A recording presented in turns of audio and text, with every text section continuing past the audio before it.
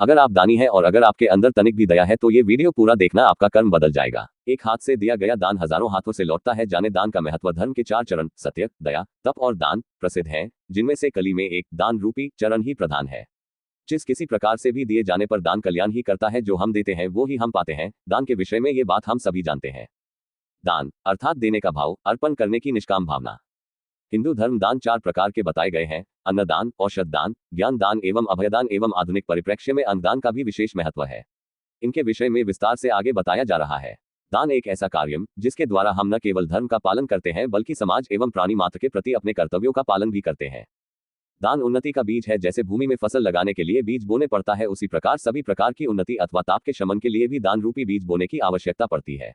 किंतु दान की महिमा तभी होती है जब वह निस्वार्थ भाव से किया जाता है। अगर कुछ पाने की लालसा में दान किया जाए तो वह व्यापार बन जाता है। यहाँ समझने वाली बात यह है कि देना उतना जरूरी नहीं होता जितना कि देने का भाव। अगर हम किसी को कोई वस्तु दे रहे हैं लेकिन देने का भाव अर्थात इच्छा नहीं है तो वह दान झूठा हुआ, उसका कोई अर्थ नहीं।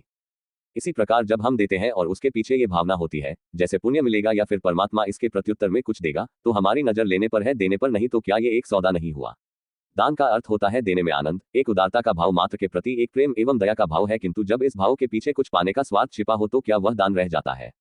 गीता में भी लिखा है कि कर्म करो, फल की चिंता मत करो। हमारा अधिकार केवल अपने कर्म पर है, उसके फल पर नहीं। हर क्रिया की प्रतिक्रिया होती है, ये तो संसार एवं विज्ञान का साधारण नियम है। इसलिए उन्मुक्त हृदय से श्रद्धा पूर्वक एवं सामर्थ्य अनुसार दान एक बेहतर समाज के निर्माण के साथ साथ स्वयं हमारे भी व्यक्तित्व निर्माण में सहायक सिद्ध होता है और सृष्टि के नियमानुसार उसका फल तो कालांतर में निश्चित ही हमें प्राप्त होगा। आज के परिप्रेक्ष्य में दान देने का महत्व इसलिए भी बढ़ गया है कि आधुनिकता एवं भौतिकता की अंधी दौड़ में हम लोग देना तो जैसे भूल ही गए हैं। हर संबंध को, हर रिश्ते को पहले प्रेम, समर्पण, त्याग, सहनशीलता से दिल से सींचा जाता था, लेकिन आज हमारे पास समय नहीं है क्योंकि हम सब दौड़ रहे हैं, और दिल भी नहीं है क्योंकि सोचने का समय जो नहीं है। हाँ, लेकिन हमारे पास पैसा और बुद्धि बहुत है, इसलिए अब हम लोग हर चीज में इन्वेस्ट अर्थात निवेश करते हैं, चाहे वे रिश्ते अथवा संबंध ही क्यों न हो। तो हम लोग निस्वार्थ भाव से देना भूल गए हैं। देंगे भी तो पहले सोच लेंगे कि मिल क्या रहा है, और इसीलिए परिवार टूट रहे हैं, समाज टूट रहा है। जब हम अपनों को उनके अधिकार ही नहीं दे पाते तो समाज को दान कैसे दे पाएंगे। अगर दान देने के वैज्ञानिक पक्ष को हम समझें, जब हम किसी को कोई वस्तु देते हैं तो उस वस्तु पर हमारा अधिकार नहीं रह जाता है, वह वस्तु पाने वाले के आधिपत्य में आ जाती है। अतः देने की इस क्रिया से हम कुछ हद तक अपने मोह पर विजय प्राप्त करने की कोशिश करते हैं। दान देना हमारे विचारों एवं हमारे व्यक्तित्व पर एक मनोवैज्ञानिक प्रभाव डालता है, इसलिए हमारी संस्कृति हमें बचपन से ही देना सिखाती है, न कि लेना। हमें अपने बच्चों के हाथों से दान करवाना चाहिए ताकि उनमें ये संस्कार बचपन से ही आदान धन का ही हो। ये कतई आवश्यक नहीं। भूखे को रोटी, बीमार का उपचार, किसी व्यतीत व्यक्ति अपना समय, उचित परामर्श, आवश्यकतानुसार वस्त्र, सहयोग, विद्या, ये सभी जब हम सामने वाले की आवश्यकता को समझते हुए देते हैं और बदले में कुछ पाने की अपेक्षा नहीं करते, ये सब दान ही है।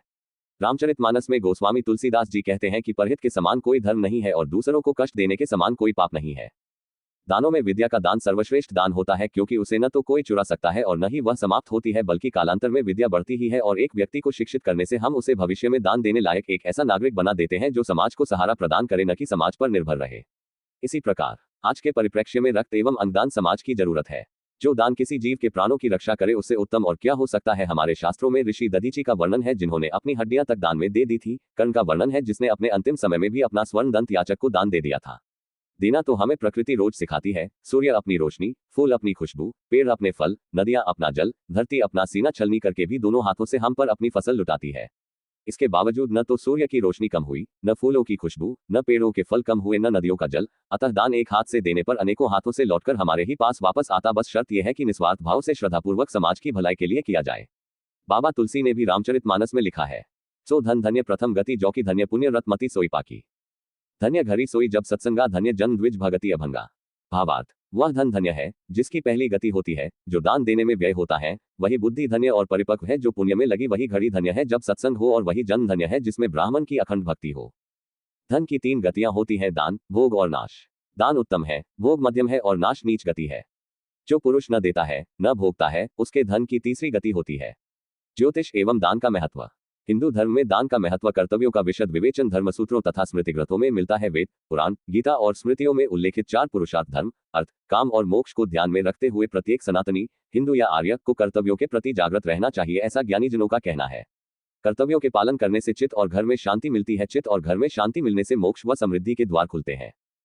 कर्तव्यों के कई मनोवैज्ञानिक, सामाजिक और आध्यात्मिक कारण और लाभ हैं जो मनुष्य लाभ की दृष्टि से भी इन कर्तव्यों का पालन करता है वह भी अच्छाई के रास्ते पर आ ही जाता है। दुख है तो दुख से मुक्ति का उपाय भी कर्तव्य ही है। प्रमुख कर्तव्य निम्न है: संध्योपासन, व्रत, तीर्थ, उत्सव, सेवा, दान, यज्ञ और संस्कार।